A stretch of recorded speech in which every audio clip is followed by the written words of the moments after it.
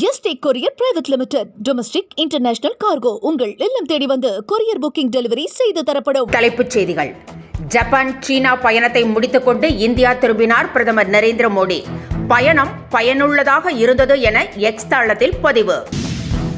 Germany பயணத்தின் போது 26 புரிந்துணர்வு ஒப்பந்தங்கள் மேற்கொள்ளப்பட்டு 7020 கோடி ரூபாய் ஈர்ப்பு. முதலமைச்சர் மு.க. ஸ்டாலின் தகவல். புதிய டிஜிபி வெங்கட்ராமனுடன் சென்னை மாநகர காவல் ஆணையர் அருண் சந்திப்பு. முக்கிய வழக்குகள் மற்றும் விநாயகர் சதுர்த்தி பாதுகாப்பு ஏற்பாடுகள் குறித்து விளக்கியதாக தகவல்.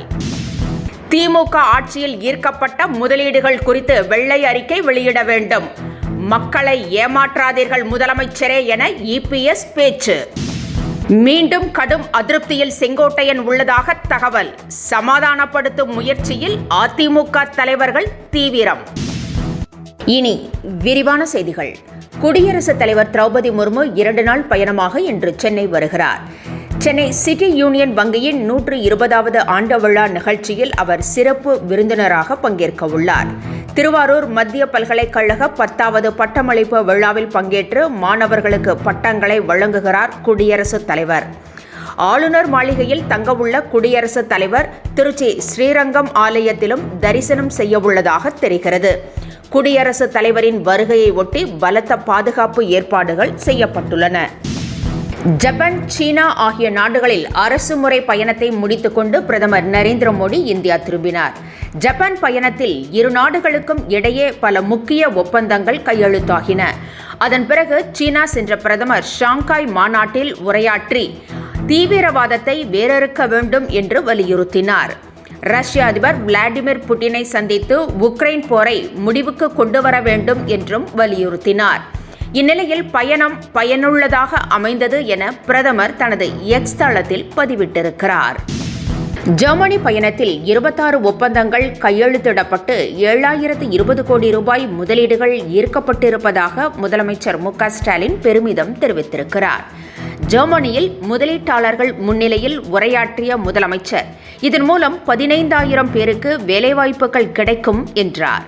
தமிழர்கள் இந்தியாவில் முதலீடு செய்ய முன்வர வேண்டும் என்றும் மேலும் பல முதலீட்டாளர்களை அழைத்து வர வேண்டும் என்றும் வலியுறுத்தினார். இரட்டை இலக்க வளர்ச்சியுடன் இந்தியாவின் ஜெர்மனியாக தமிழகம் திகழ்கிறது என்றும் பெருமிதம் தெரிவித்திருக்கிறார். முதலமைச்சரே மக்களை ஏமாற்றாதீர்கள் என்று எடப்பாடி பழனிசாமி சாடியுள்ளார். திமுக ஆட்சியில் ஈர்க்கப்பட்ட முதலீடுகள் குறித்து வெள்ளை அறிக்கை வெளியிட வேண்டும் என்றும் வலியுறுத்தியுள்ளார். மதுரையில் பேசிய இபிஎஸ் அதிமுக ஆட்சியில் 3.5 கோடி ரூபாய் முதலீடுகள் ஈர்க்கப்பட்டதாக குறிப்பிட்டார். திமுக ஆட்சியில் போடப்பட்ட புரிந்துணர்வு ஒப்பந்தங்களின் நிலை பற்றி கேள்வி எழுப்பிய இபிஎஸ் மக்களை ஏமாற்றாமல் செயல்பாட்டிற்கு வந்த நிறுவனங்களின் விவரத்தை வெளியிட வேண்டும் என்று வலியுறுத்தியிருக்கிறார். முதலமைச்சர் மு.க. ஸ்டாலின் கொலோன் பல்கலைக்கழகத்தின் தமிழ் துறையை பார்வையிட்டதை அண்ணாமலை விமர்சித்துள்ளார். இது குறித்து தனது எக்ஸ் தளத்தில் பதிவிட்டுள்ள அண்ணாமலை, அந்த பல்கலைக்கழகத்தில் கடந்த ஆண்டு அக்டோபர் மாதமே தமிழ் துறை மூடப்பட்டதாக வெளியான செய்தியை சுட்டிக்காட்டியுள்ளார். எனவே முதலமைச்சர் மு.க. ஸ்டாலின் வீண் விளம்பரங்களை நிறுத்திவிட்டு அங்கு மீண்டும் தமிழ் துறையை கொண்டுவர தமிழக அரசின் சார்பில் நடவடிக்கை எடுக்க வேண்டும் என்று வலியுறுத்தியுள்ளார். மகளிர் உரிமை தொகை திட்டம் குறித்து புதிய தகவல் வெளியாகியுள்ளது. மகளிர் உரிமை தொகை விரிவாக்க திட்டத்தின் கீழ் 17 லட்சம் பேர் விண்ணப்பித்திருப்பதாக அரசு தெரிவித்துள்ளது. இந்நிலையில் பொதுமக்கள் உள் நுழைவு, அதிகாரிகள் உள் நுழைவு என 2 ஆப்ஷன்கள் தற்போது ஒன்றாக மாற்றப்பட்டுள்ளது. இதில் அதிகாரிகள் உள் நுழைவு மட்டுமே இயங்குகிறது.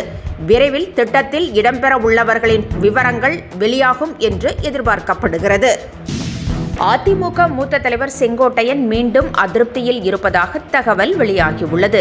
எடப்பாடி பழனிசாமி மீது ஏற்கனவே அதிருப்தியில் இருந்த அவர் தங்கமணி, வேலுமணி உள்ளிட்டோர் மேற்கொண்ட முயற்சியால் சமாதானமானார்.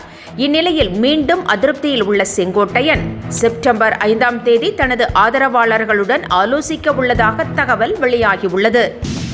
முதலமைச்சர் மு க ஸ்டாலினின் வெளிநாட்டு பயணத்தை நயினார் நாகேந்திரன் கடுமையாக விமர்சித்திருக்கிறார். இது தொடர்பாக தனது எக்ஸ் தளத்தில் அவர் பதிவிட்டுள்ளார்.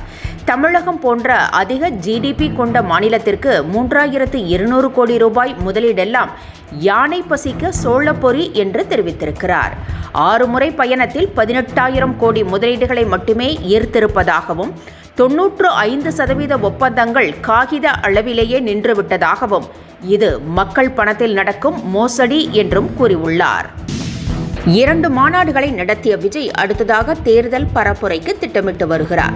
வருகிற 17ஆம் தேதி பெரியார் பிறந்த நாளன்று மக்கள் சந்திப்பை அவர் தொடங்க உள்ளதாக கூறப்படுகிறது. அதிலும் பெரியார் பிறந்த மண்ணான ஈரோட்டில் தனது பரப்புரையை தொடங்குவதாகவும் இதற்கான பரப்புரை வாகனம் பனையூரில் தயாராகி வருவதாகவும் தெரிகிறது. இத்துடன் செய்திகள் நிறைவடைந்தன. மீண்டும் பிற்பகல் 1 மணிக்கு சந்திக்கலாம். வணக்கம். என்றும் உங்களுடன் மை இந்தியா. முக்கிய செய்திகளை உடனுக்குடன் தெரிந்து கொள்ள சப்ஸ்கிரைப் பண்ணுங்க, பெல் பட்டனை பிரஸ் பண்ணுங்க. என்றும் உங்களுடன் my India. Yesterday courier private limited. Domestic international cargo உங்கள் இல்லம் தேடி வந்து கொரியர் புக்கிங் டெலிவரி செய்து தரப்படும்.